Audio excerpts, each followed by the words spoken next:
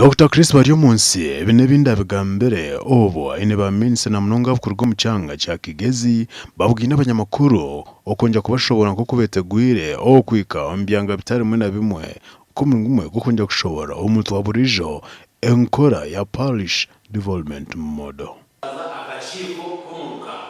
kariho cya pasu w'imyeto wa youth council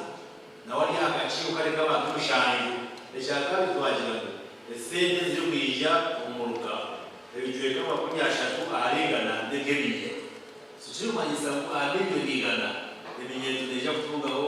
miliyoni makunyasha iyo bitegari mazima ngo binyeto beza kusigaranye kandi hati turiyo twandika abantu umubyaro umuruka ejo bari kwandika none myaka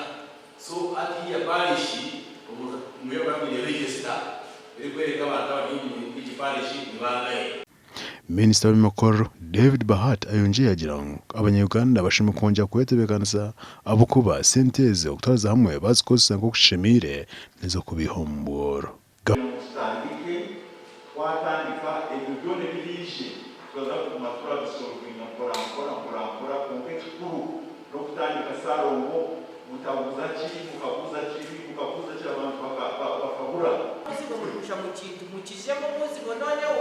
hari za sente zo mwashana izi sente mufite kuzigobera izi sente mufite kuzigaruzayo. Gavumenti ya Uganda etangiraho enkora ya Parish Development Model kumwe gukureba ngo batungura umuntu wa burijo owahansi omwanya gukorenda obunubwere nawe okwehomboro